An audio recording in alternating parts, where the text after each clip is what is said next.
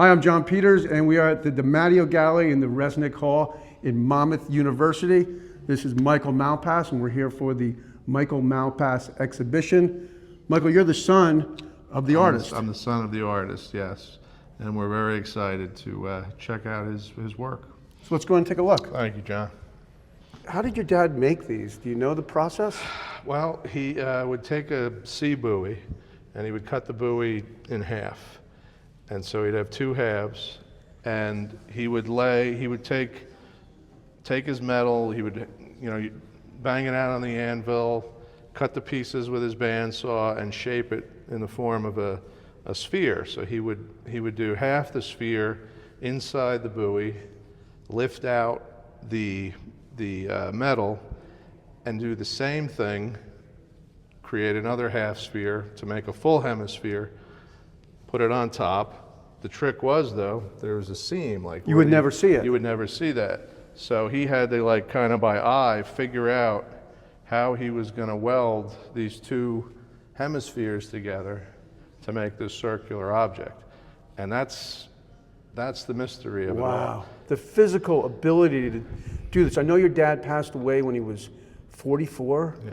And if you look at 44 and you see all this artwork, it's incredible how prolific he was, So this piece is steel.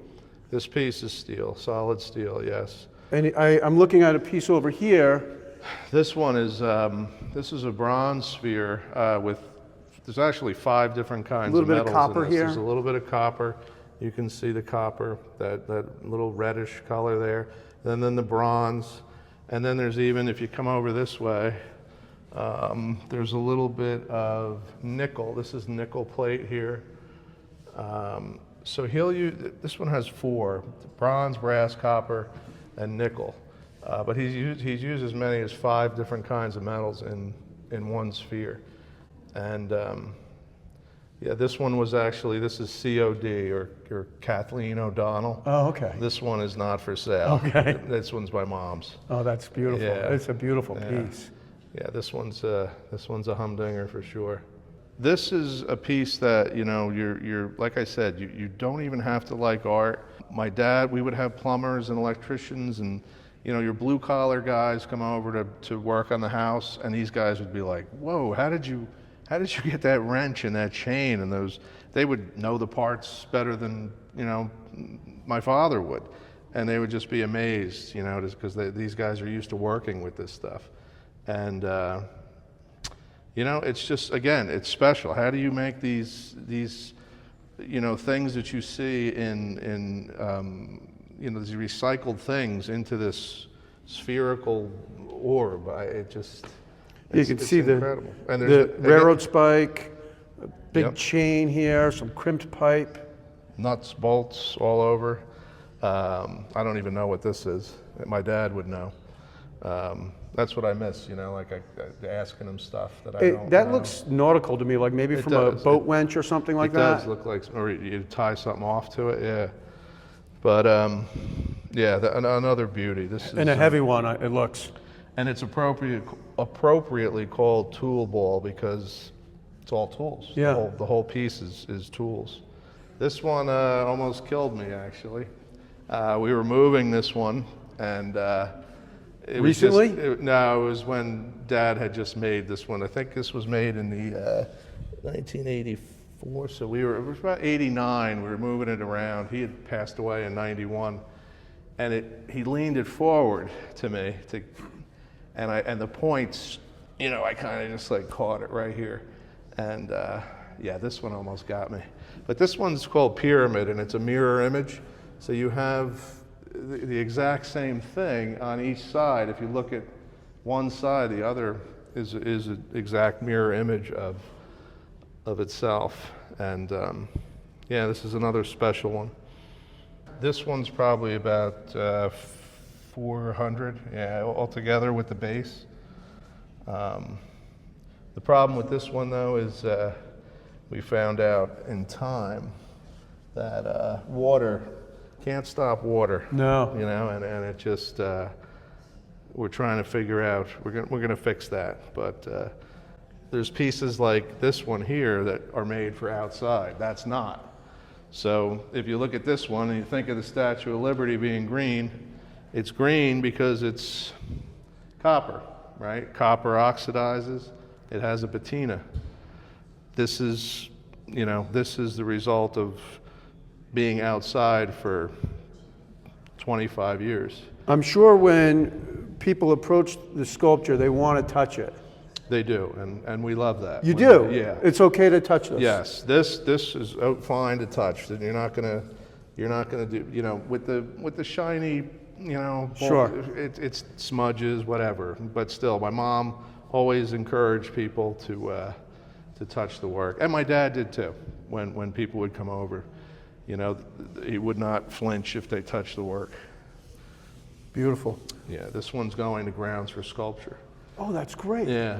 So that's going to this is going to Grounds for Sculpture in Hamilton, New Jersey? Yes. When does it go there? Summertime, I think they're going to take Is it part of their permanent collection? It's going to be part of the permanent collection. Oh, that's fantastic. Yeah, we're excited about that. And it's perfect for there because it's an outside piece. It's the one piece we have that we won't worry about having to do anything to it. It gets better with age as it sits outside. This piece he created out of welding rods, almost as humorous kind of, But it's a beautiful brass piece, no seams. So what that is at a certain point, you can't hold the brazing rod any longer because your fingers are too close to the fire. So it's almost like a cigarette butt. It's just like, that's it. That's either going to go in the trash, or in this case, be turned into a beautiful piece of art. A friend of his actually had howitzer bullets. He was in charge of in the Army. My father was in charge of where the artillery would land. So they had a lot of shells left over from practice. So the friend said, can you do something with this? And I wish I could show you that piece because he made a piece out of the howitzer shells. And this is. Does your friend own it today? He gave everything away like when he was younger, And, sure. Paintings, sculpture. I think the desire for an artist is to make, and once it's made, it's sort of like, I just want to move on to the next thing. And I'm sure that's where that comes from. Yeah, no doubt. Now this is Mark, is that named for a friend? His best friend, Mark Ebner. Yeah, this was made for him. Yeah. So Mark actually gave us a lot of pieces back. That's nice. Yeah, to put in the show. Yeah.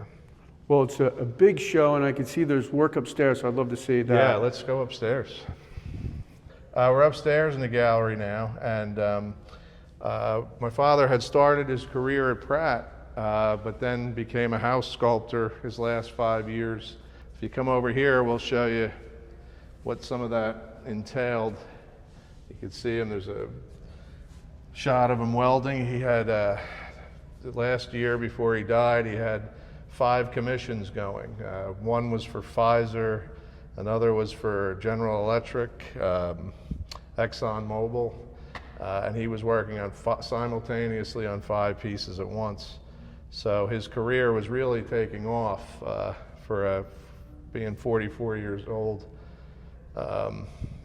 If you move down here, we'll see. I like that shot with the welding rods in your dad's back pocket. Isn't that cool? That is cool. I was staring at that when I was talking. I kind of just noticed that myself. But he worked incessantly, my father. People didn't know what he did. People would ask, what's that guy? What does he do for a living? And that was his living. He got up early, he made art, and he came in when it got dark. He worked all day long at it. I never knew anyone that worked as hard as him. You could see his hands. He was about 5'8", my father, and he was a pretty stocky guy. And he had hands that were he was so strong. Yeah, you can see this piece here probably weighs at least 100 pounds, or 80, I would imagine. That's about 100, yeah. I think you're right. It's funny, because, you do know my dad's work, and I know just from looking at something like that that we're within 10 pounds of being right. You know? Yeah. But he would. Oh, this is a beauty here. This one here is I think hammer. this is a great example of forging. Yes, the forging, and then the delicate detail on top of that. Now here we are on the other side of the room, and this is my dad working at his studio at Pratt Institute in Brooklyn, New York, where he taught sculpture. Another shot of my father working in the studio. My wife did a lot of these pictures, and she really helped out quite a bit with the Great photography. photos. Yeah, So great that you have. I mean, look at how young and strong your dad is there. he's. I mean, look at over here. Look at the arms on your dad. I know, and like I said, he didn't work out. It was all from blacksmithing. The amount of work that went into this piece. This is mine. This one is mine. Oh, nice. This one there's one that was given to each of us, and this is the one I picked, the Grim Reaper. One of the faces, you could see that the face on this side is the face of good, and if you flip around, you see evil. So there's good and evil, and it's this devilish, angelish creature, devil/angel creature that's standing on a mountain of metal. That I just love this one, because you don't know which way to go. You know, it's just. This is all oxyacetylene welding too. So he was working or making this with a torch in one hand and a steel rod in this hand. Yeah. Good chance it could have been a clothes hanger. Yeah. A lot of artists, a lot of sculptors will use clothes hangers, and so that's why that's all the skill that it takes to do all that kind of molten, because you have to keep everything the same temperature to keep working all that up. That's all just molten metal coming from a small metal rod. That's probably the same material. So some of these are, I wouldn't be surprised if some of these are actual clothes hangers. Really? I wish he could have talked to you, John, because I would have loved talking with him. You guys would have never stopped talking. This is a beautiful piece. Yeah, this is called Figure, and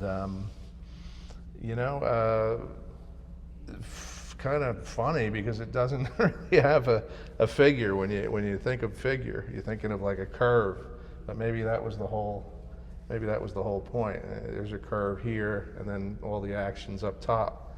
But yeah, you made this one in 85? 85, is it? Yeah, I think so. 85 or 83 maybe? And then I love this one of him. He's got my father wasn't really good with his tools. For example, what he's supposed to be using as a face mask. He's just holding it there. Well, I don't know if you can see it, but there's actually duct tape on that. Oh, that's funny. Yeah, so It's got the bell-bottom jeans he's got going. the bell-bottom jeans. There's holes everywhere in his, what's that called, John? The thing you Yeah, wear? the welding smock or whatever it is, and welding apron. Yeah, and he just, there's no man. He's Yeah, probably no ventilation. No ventilation. You've got the tanks right behind. I can remember walking into the welding shop and being like, I love the smell, but it just It's distinctive. and it's not good for No, you. no. This is a beautiful piece. Now this looks like it's bronze. This is a bronze one, and this was another one made for Mom. It's called Iron Cath, and it's welded bronze. He made this one in 1989. But yeah, this one is super cool. I love that one. People are going to love the show because they're going to be able to relate to all of the pieces. Because a lot of the pieces that the art is made of are objects that are part of our everyday life. Everyday life, yep. 100%, John. I always say you don't have to love art to love my father's stuff. I want to thank Michael Malpass for giving me a tour of this amazing show at the DiMatteo Gallery in the Recknix Hall at Monmouth University. The show runs through March 23rd, 2025, and I highly encourage everyone to stop by and see the show. Thanks for watching, and we'll see you next time.